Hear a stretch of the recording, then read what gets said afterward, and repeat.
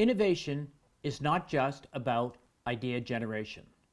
It is about embracing change. Today, we're talking to Leanne McAlear, a SEEK Program Director on Innovation. The topic is the culture of embracing change. Ladies and gentlemen, Leanne McAlear.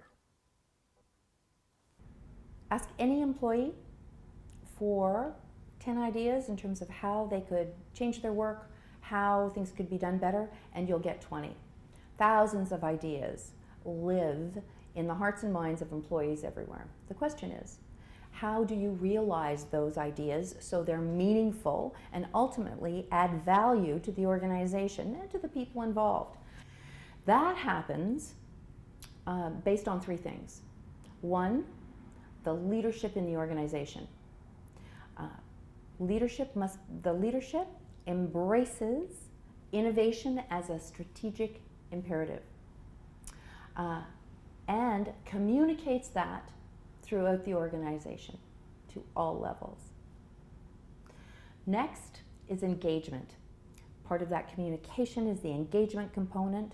Engage managers to support their employees. Engage your employees by soliciting through a variety of ways, teams, software, whatever it might be, the ideas that are most meaningful to them, then having really good selection criteria and impeccable execution.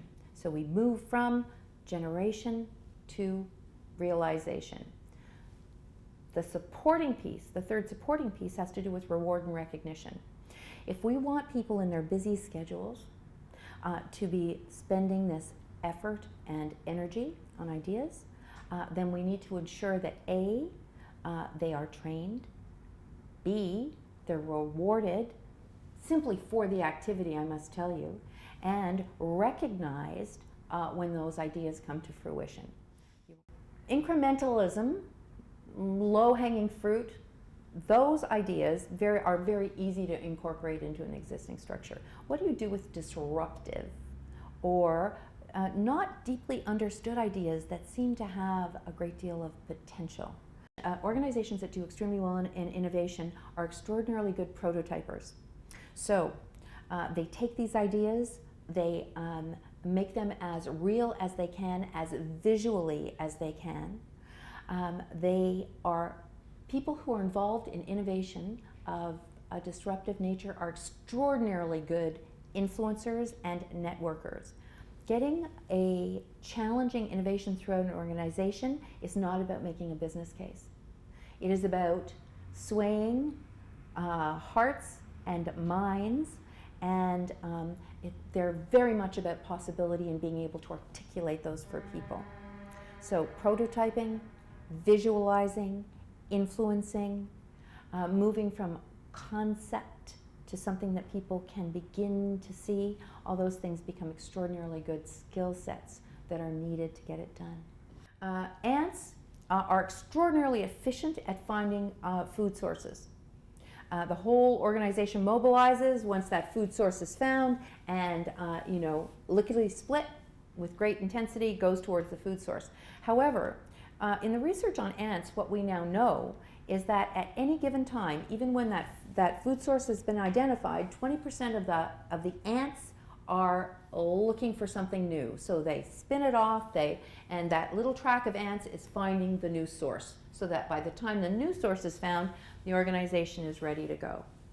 The ants have very sophisticated communication modalities. That is, they're fast, they communicate really efficiently, and it's a mobilization technique. The second is that their survival is dependent on it. So when we bring that into organizations, we have to think about the degree to which the organization feels that compulsion to move to that which is new because it will save them. One of the companies that's extraordinarily good at this is Southwest Airlines.